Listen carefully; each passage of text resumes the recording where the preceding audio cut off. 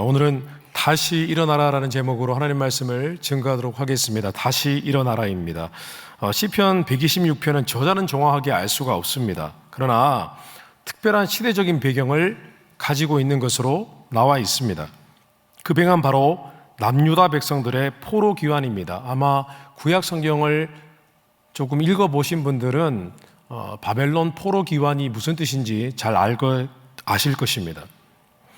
남유다, 이스라엘은 르호보암 때에 솔로몬 왕 아들 르호보암 왕 때에 북이스라엘과 남유다로 갈라졌습니다. 계속 명맥을 유지하다가 북이스라엘은 하나님의 심판과 징계를 당해서 아수르 제국에 의해서 멸망을 당했습니다. 그리고 남유다는 그래도 하나님의 다윗 왕을 향한 언약이 있기에 하나님께서 그들을 많이 봐주셨고 돌봐주셨는데, 그럼에도 불구하고 그들이 하나님을 떠났고 결국 바벨론 제국에 의해서 멸망을 당했습니다. 수많은 사람들이 포로로 잡혀갔고 정든 고향을 떠나야 했습니다. 그러나 하나님께서는 예레미야 선지자를 통해서 70년 후에 다시 그들이 돌아오게 하겠다고 말씀을 하셨습니다.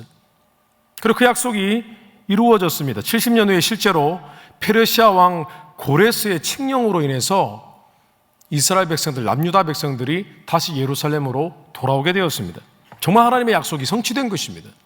지금 그런 상황 가운데 시편 기자가 고백을 하고 있는 것입니다. 시편 기자가 이렇게 고백을 합니다. 신이 났습니다. 1절, 2절입니다. 여호와께서 시온의 포로를 돌려보내실 때에 우리는 꿈꾸는 것 같았도다. 별로 공감 능력이 떨어지시는가 봐요. 지금 포로가 돌아왔다니까요. 70년 전에 다 망했는데 포로가 지금 다시 돌아오고 있다니까요. 같이 한번 읽어보겠습니다. 조금 기뻐하는 척이라도 하고. 여호와께서 시온의 포로를 돌려보내실 때에 우리는 꿈꾸는 것 같았도다. 그때에 우리 입에는 웃음이 가득하고 우리 혀에는 찬양이 찼었도다. 그때에 문나라 가운데서 말하기를 여호와께서 그들을 위하여 큰 일을 행하셨다 하였도다. 아멘. 지금 시편 기자는 남유다 백성들이 다시 포로였다가 70년 후에 다시 돌아오는 장면을 지금 보고 있습니다. 그가 뭐라고 하냐면은 마치 꿈꾸는 것 같았다라고 표현을 했습니다. 여러분, 얼마나 놀랐으면 어떻게 이런 일이 있을까 생각을 했다라는 겁니다. 꿈꾸는 것 같았다고 그랬습니다. 그리고 웃음이 가득하고 입에는, 그리고 혀에는 찬양이 찼었도다. 그냥 절로 하나님을 찬양하는 그런 목소리가 흘러나왔다는 것입니다. 너무 기뻤다는 겁니다. 심지어는 자신이 직접 보았다는 겁니다. 다른 민족들이 이런 상황을 보고 너희가 믿는 하나님 정말 대단한 일을 하셨구나 라고 칭송을 했다는 겁니다. 실제로 그런 얘기를 들었나 봐요. 다른 민족 사람들이 봐도 이건 이해 못할 일이거든요. 성도들, 오늘 시편 기자가 한 얘기는 결코 과장이 아닙니다. 왜냐하면 지금 남유다 백성들에게 일어난 이 사건은 불가능한 일이었기 때문입니다. 거의 불가능한 일이었습니다. 거의라는 말도 붙이지 않겠습니다. 불가능한 일이었습니다. 왜냐하면 남유다는 70년 전에 다 멸망을 당했습니다. 다 포로로 잡혀갔고 전 세대는 다 죽었고 1.5세도 살았을까요? 아니요. 100살이 넘게 살았을 가능성도 어렵고 2세대가 살아 있습니다. 여러분. 세컨드 제너레이션이. 그런데 70년 후에 실제로 하나님께서 약속하신 대로 그들이 포로로 돌아온 것입니다. 불가능한 일입니다. 자, 나라가 망했고요. 그리고 지금 시대는 바벨론 시대가 아닙니다. 페르시아 시대입니다. 페르시아는 바벨론이 어떻게 그들을 포로로 잡아왔고 이런 내막을 잘 모릅니다. 들은 건 있겠지요. 그리고 페르시아의 고레스 왕도 남유다 백성들과 아무 상관이 없습니다. 그 사람이 왜 뜬금없이 어느 날 갑자기 자, 이제 너희들은 너희의 과거의 나라의 수도로 돌아가거라, 그런 말을 뭐하러 합니까, 여러분? 이상한 일이 일어난 것입니다. 게다가 지금 남유다 백성들이 돌아가는 땅 예루살렘, 수도 예루살렘은 이미 다른 민족들이 터전을 꾸리고 사는 곳입니다. 그들이 그냥 가만 놔두겠습니까? 돌아갈 수가 없는 것입니다, 여러분.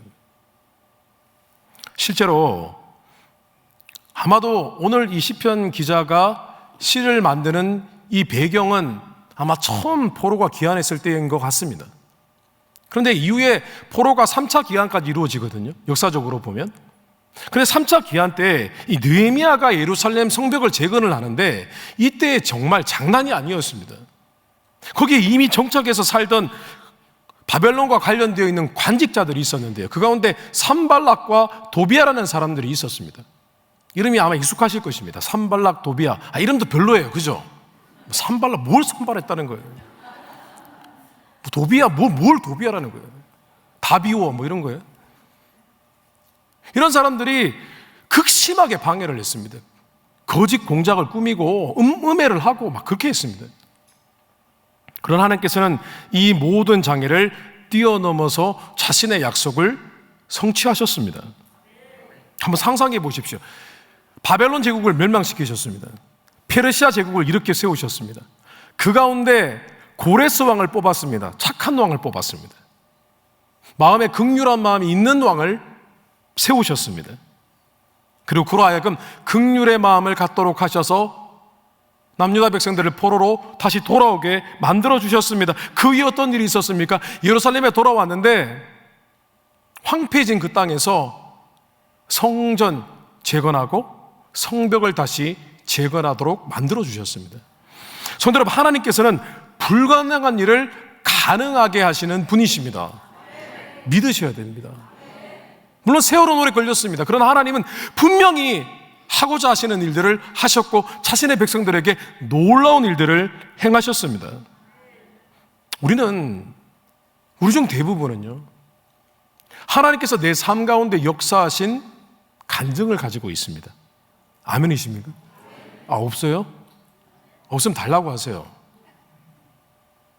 신앙생활을 좀 했으면, 내가 기도생활을 조금이라도 했으면 간증이 없을 리가 없습니다, 여러분. 어떤 분들은 질병이 치유되기도 하고요. 또 어떤 분들은 도저히 상식적으로 불가능해 보이는 일들이 그냥 이루어지거나 아니면 어떤 위기 상황 속에서 그것을 이겨내는 그런 간증이 있습니다.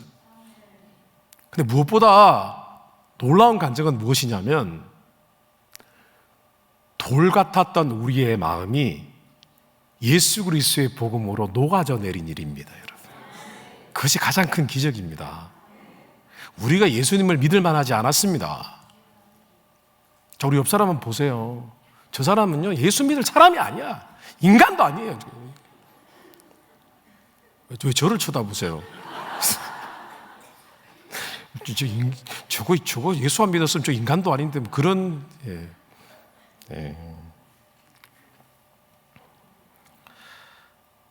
지금 시편 기자는 다시 일어서려고 하고 있습니다. 자신도 일어나야 되고, 지금 자신의 백성인 남유다 하나님의 백성들도 일어나야 됩니다. 그들을 지금 encouragement, 그들을 위로하고 격려하고 있는 것입니다, 여러분. 다 같이 일어나야 되거든요, 여러분. 성도들 어떤 상황 가운데 있습니까? 우리 삶 가운데 여러 가지 문제들이 있습니다. 위기가 있습니다. 어려움이 있습니다. 그러나 다시 일어나야 합니다. 오늘 시편 기자는 어떻게 일어났을까요? 그 비결은 세 가지입니다. 첫째는 하나님이 하신 일을 기억하는 것입니다. 하나님이 내게 하신 일들을 잊지 않는 것입니다. 그 놀라운 일들을 다시 기억하는 것입니다. 그럼 따라해 보겠습니다. 잊지 말자. 하나님이 하신 일. 다시 보자. 하나님이 하신 일. 적어 왔어요. 날마다 감사하자. 하나님께서 우리에게 하신 일. 좀 흉내 냈어요. 뭐 다시 보자, 뭐 간첩, 뭐 이런 거 있잖아요. 그런데 우리가 하나님이 우리에게 하신 많은 일들이 있지만 그 가운데 특별히 하나님께서 우리를 구원하신 일, 기적 가운데 우리가 교회를 출석한 일, 기적 가운데 성령의 은혜와 능력으로 우리 마음 가운데 주님이 들어오신 일, 주님이 자정하신 일, 이 일들을 잊지 마십시오. 기억하십시오. 주님이 우리 가운데 계신 것은요, 기적입니다, 여러분. 그리고 그 기적은 계속해서 우리와 함께하는 것입니다. 이것을 믿음의 동력으로 삼으십시오. 저는 우리에게 일어난 이 구원의 사건이 가장 큰 소망이자 믿음의 원동력이라고 믿습니다. 그 기적 하나만으로도 우리는 우리의 삶에 이루어질 하나님의 역사를 기대해 볼 수 있는 것입니다. 로마서 8장 32절 우리 같이 한번 읽어보겠습니다. 자기 아들을 아끼지 아니하시고 우리 모든 사람을 위하여 내주시니가 어찌 그 아들과 함께 모든 것을 우리에게 주시지 아니하겠느냐. 아멘. 저는 사도 바울이 증거한 이 말씀이 굉장히 재미있는 말씀이라고 생각을 합니다. 일리 있는 말씀이라고 생각을 합니다. 사도 바울이 이렇게 증거를 합니다. 하나님께서 우리에게 아들을 주셨는데 다른 거 못 주실 게 뭐가 있냐는 겁니다, 여러분. 이 비교법, 완벽한 비교법입니다, 여러분. 하나님이 자신의 아들까지 주셨는데 우리에게 다른 모든 것들도 아낌없이 주시지 않겠느냐? 이것이 무엇입니까? 하나님께서 주님을 우리에게 주신 이 기억, 이거 하나만으로도 우리가 하나님이 우리를 위해서 하실 일을 믿을 근거가 되지 않겠느냐, 그런 뜻입니다, 여러분.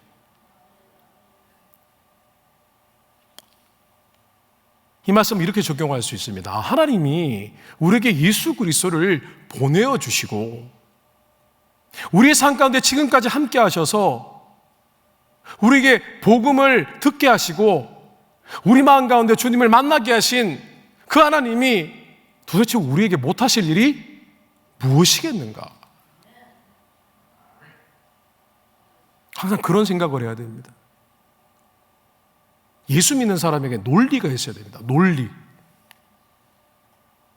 주님을 주셨는데 다른 모든 것을 주시지 않겠느냐?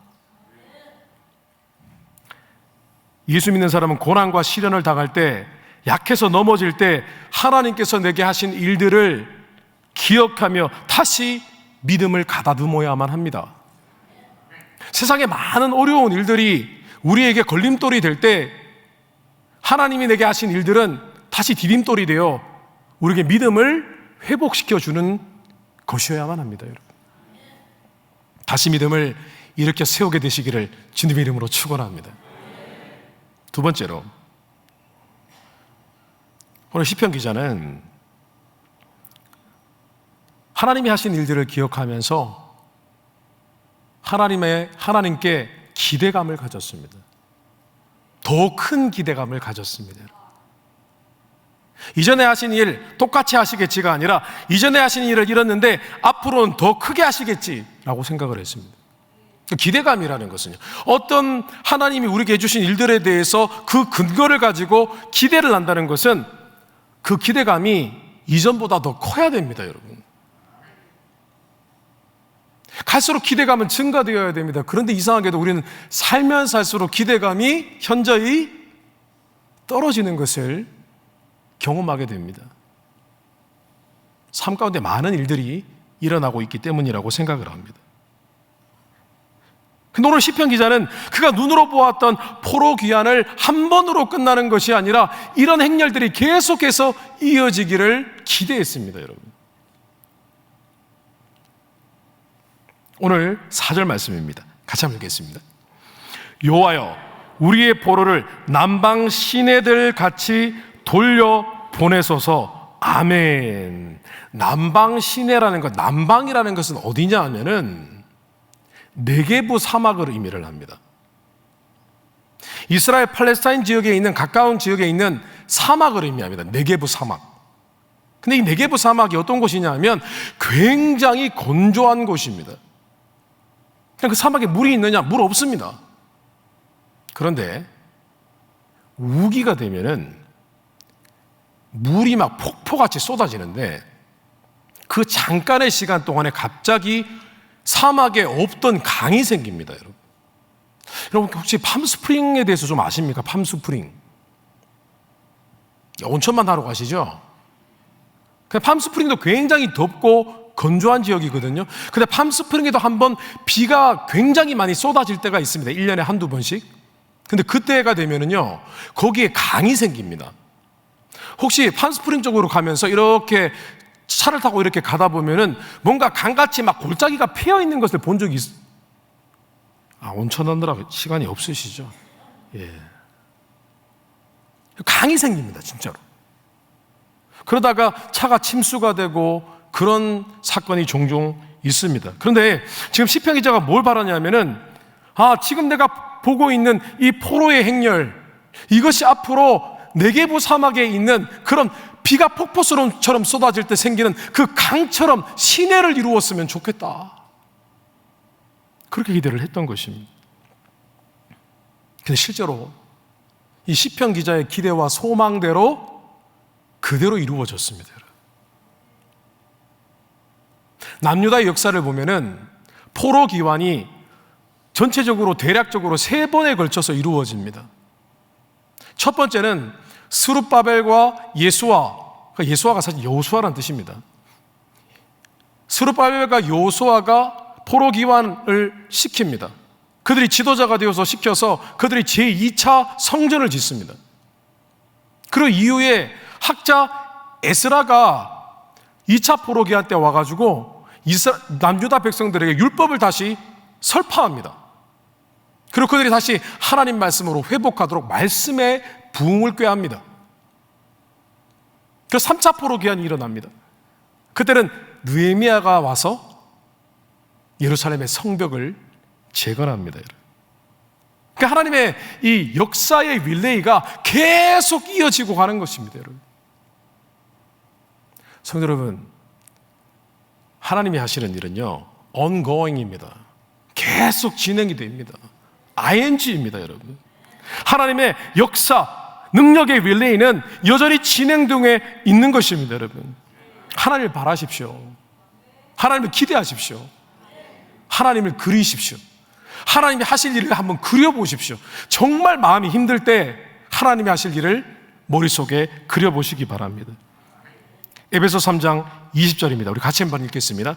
우리 가운데서 역사하시는 능력대로 우리가 구하거나 생각하는 모든 것에 더 넘치도록 능히 하실 이에게 아멘. 우리가 구하거나 생각하는 것보다 더 넘치도록 하실 분이 하나님이십니다. 저는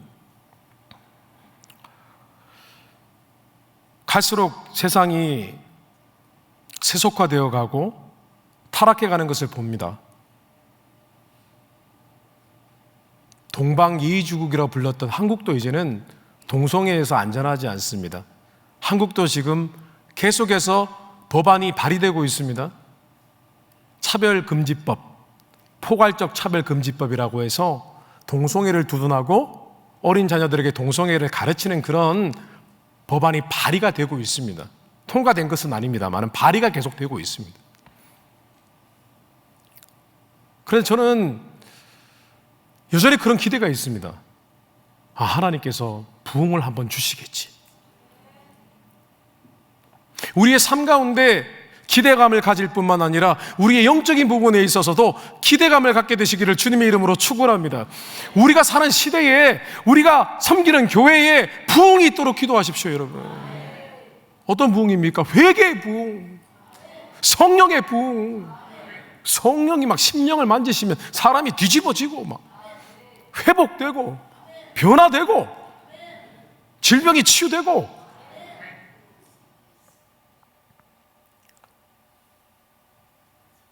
기대감을 가지십시오. 그리고 마지막으로 다시 일어서는 비결은 영적인 대가 지불을 할 각오를 하십시오, 여러분. 오늘 5절 6절입니다. 우리가 잘 아는 말씀입니다. 같이 한번 읽어보겠습니다. 눈물을 흘리며 씨를 뿌리는 자는 기쁨으로 거두리로다. 울며 씨를 뿌리러 나가는 자는 반드시 기쁨으로 그 곡식단을 가지고 돌아오리로다. 아멘. 원래 이 말씀의 의미는요, 이제 바벨론 포로였다가 다시 돌아왔잖아요. 아무것도 없어요. 가진 거라고는 얼마 되지 않는 식량, 옷까지, 생활도구 그 이상도 그 이하도 아니었습니다. 지금 돌아온 이 장소는 이미 다른 민족들로 가득 차 있습니다. 예루살렘이. 그리고 다른 민족들이 살지 않는 장소는 이미 70년 만에 다 황폐화되었습니다. 풀이 자라고요. 예전에 일구어놓았던 그런 터전은 온데간데 없습니다. 근데 시편 기자가 이런 얘기를 하는 이유가 뭐냐면은 너희들이 다시 돌아왔고 하나님이 이런 놀라운 은혜를 베푸셨지만, 놀라운 기적을 베푸셨지만 너희들은 지금 돌아가서 이제 농사를 져야 된다는 겁니다. 땅을 개간하고 씨를 뿌리고, 그러나 여러분들이 땀을 흘린 만큼 하나님께서 갚아주신다는 겁니다.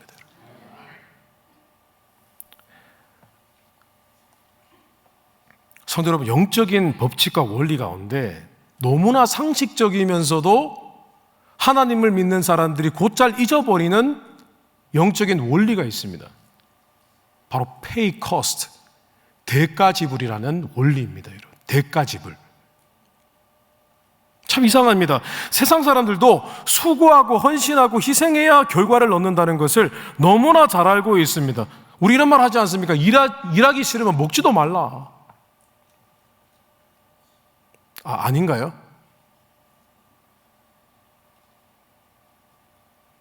근데 영적인 논리도 동일합니다. 근데 이상하게도 믿지 않는 사람도 잘 아는 일을 믿는 자들이 간혹 이런 영적인 원리를 간과할 때가 많이 있다고 생각을 합니다.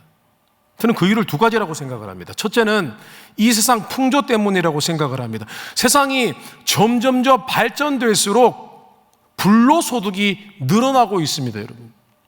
코인, 주식, 유튜버, 갑자기 스타가 되어 있어요. 구독자가 100만이면 갑자기 막 수입이 들어와요. 그리고 또 한 가지, 우리는 하나님의 은혜와 복, 하나님이 주실 우리가 기대하는 하나님의 은혜와 복을 너무 완전한 것으로 생각을 합니다. 완전하시지요, 하나님은. 그러나 하나님께서 우리에게 주시는 은혜와 복은 우리에게도 책임이 있습니다, 여러분. 예를 들어 보겠습니다. 우리가 하나님께 우리의 자녀가 좋은 대학 가게 해주십시오라고 기도를 합니다. 자, 그러면 이제 그 좋은 대학교 가서 어려운 공부를 해내는 것은 누구의 몫입니까?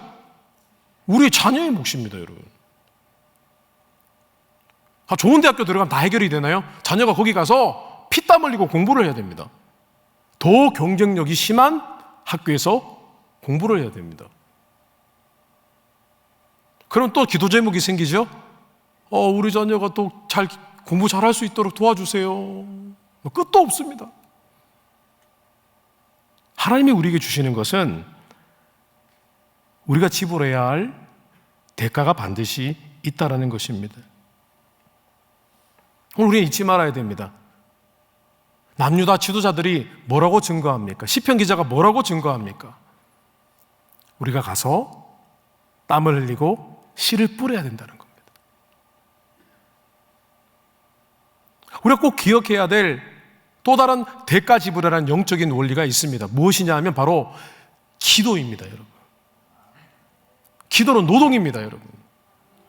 그러나 기도하며 눈물을 흘린 만큼, 하나님 앞에 부르짖은 만큼, 더 지속적으로 하나님 앞에 기도한 만큼, 하나님 앞에 무릎을 꿇은 만큼, 그럼 반드시 기쁨으로 단을 거두게 될 것입니다, 여러분. 반드시 그렇습니다, 여러분.